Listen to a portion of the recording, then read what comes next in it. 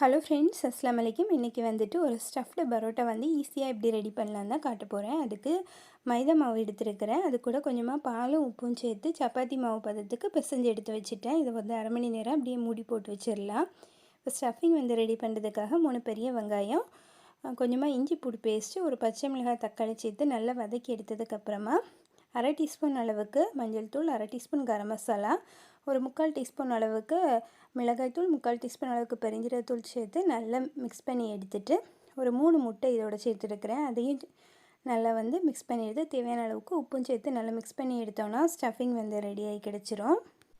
இப்போ பிசைஞ்சு வச்ச மைதா மாவை எடுத்து ஒரே அளவில் கட் பண்ணி எடுத்துக்கலாம். இதை வந்துட்டு உள்ளே வந்து மடக்கி விட்டு இந்த மாதிரி பால் மாதிரி ரெடி பண்ணி எடுத்துருக்கிறேன். கொஞ்சமாக எண்ணெய் தடவிட்டு ஒரு சப்பாத்தி கட்டை வச்சு எந்த அளவுக்கு நல்லா வந்துட்டு நம்ம பரத்த முடியுமோ அந்த அளவுக்கு பரத்திட்டு இதோட சென்டரில் வந்துட்டு நம்ம ரெடி பண்ணி வச்ச ஸ்டஃபிங்கை வச்சு 4 பக்கமும் இந்த மாதிரி மடித்து விட்டுடலாம். இதே மாதிரி எல்லாத்தையும் ரெடி பண்ணி எடுத்துக்கலாம். ஒரு முட்டை எடுத்து கொஞ்சமாக உப்பு சேர்த்து நல்லா அடித்து வச்சுட்டேன்.